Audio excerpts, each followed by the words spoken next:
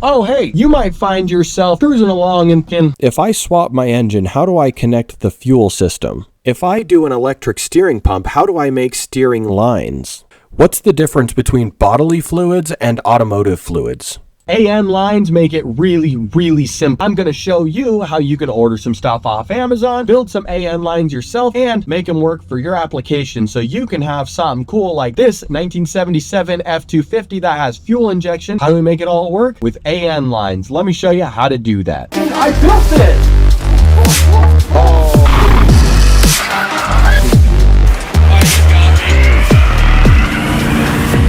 Hit the subscribe button! Well, it is pretty easy. You can do almost anything with AN lines nowadays. In fact, there's some people who run coolant through their AN lines. And you might be asking, how do you get a show car finish out of a custom line you can do at home? AN lines make everything really, really nice. You might think, wow, those lines look really good. But how do we go from this to this? Let's head to the workbench and I'll show ya. All right, we've got a whole bunch of AN stuff right here, including some lines and a bunch of fittings. Now, they include a bunch of fittings here. You've got this guy, you can clamp two hoses together. This is just an end piece. This is an end piece out of the bag. We've got a 180 right here, another 180, straight piece, some 45s, and typically these will come with some 90s, but we've got those 90s over there on the truck. So let's make a line here and I'll show ya what we can do. First off, I'm gonna show you how you cut an AN line. These AN lines actually have nylon around the outside of them, rubber on the inside, and stainless steel braided hose in the middle. That's why they can handle such immense pressures. There's actually a really easy way to cut this. Well, hey Zach, do I need some sort of special tool? No. This is a grinder. What it does is cuts metal, and rubber's a lot softer than metal. And no, this isn't the type of grinder that your sister is on late at night. This is for cutting metal.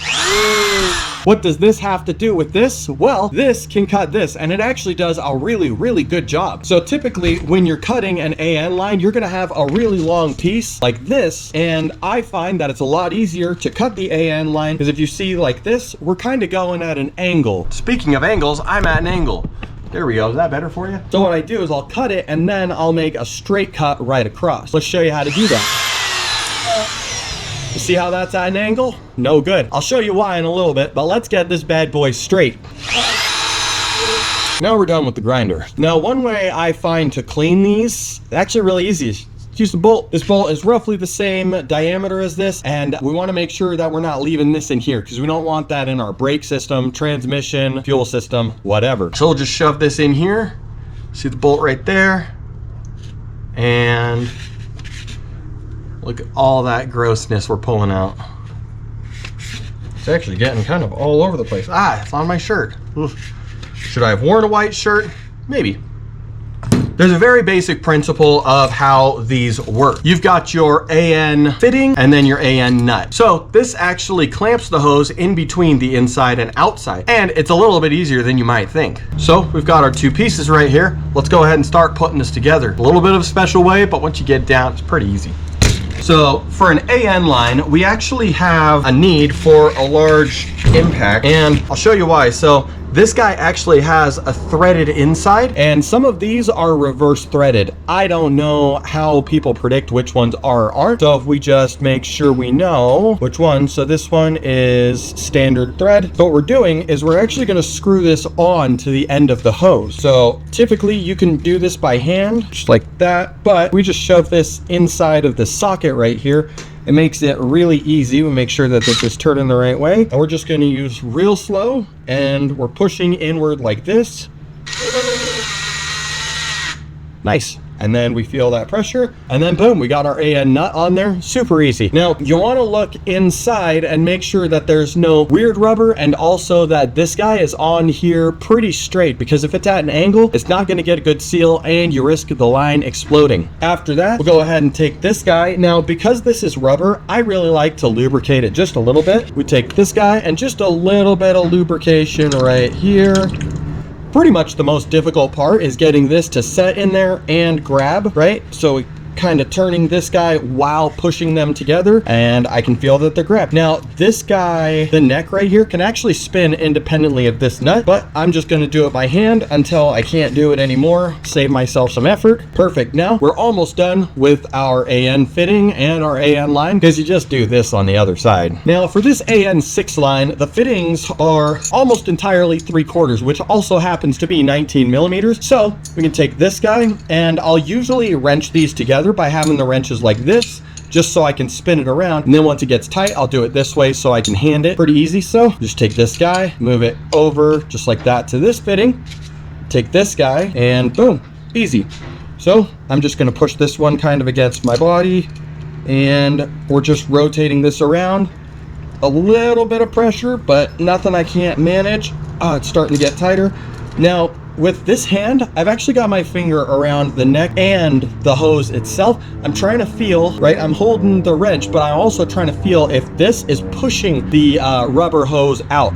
Typically, it's not going to if you get pretty good at this after, you know, maybe 10 or so fittings, but you want to make sure that it's not pushing out. Just kind of feel that right here with your finger on there. You'll get used to it, and you'll know if something's wrong. These go together real pretty, and they're ugly if it doesn't work. So now that we've got some pressure, I'll flip my wrench around, and I just do it like this, a little bit at a time. And essentially, you're just gonna bottom this thing out. You don't necessarily have to bottom it all the way out, but you certainly don't want much gap in here. And then right here, we just need to line up these nuts so the other wrench can actually slide off. So what I'm trying to do is get these hex patterns together. That way I can just slide this over and off. And there's our AN line. Now, the fitting on the end is going to be specific to your application. In my situation, I've actually got these Ford Quick disconnects, and AN sells, well, AN suppliers sell a Ford Quick disconnect. There's two different styles. This is the one that I like. Got a little blue thing. You just pop it in there. It's really easy. Let me show you. But in order to put it on our line, we're literally just going to screw it into our AN fitting, and then we'll just tighten it down. Oh, we just take our 2 wrenches, and then we just clamp these together, and boom, they're sealed, and we can go install this on the truck. And here's our quick disconnect line. It just clicks on, just like that, and it's removable, just like that. Nice. So there you have it. You know how to make an AN line. I used AN lines for my fuel tanks here in my 77 truck. They look absolutely gorgeous. I love you for watching this video. Hit the subscribe button if you like hot rod, race car, and custom stuff. I make tons of videos about it, and I'd love to have you here for more of those. Hit the like button as well, and then comment below what type of car you did some AN lines on and what your project looks like. I absolutely love to see this stuff. Thanks again for watching this episode of Team Rocket Garage. See you next time.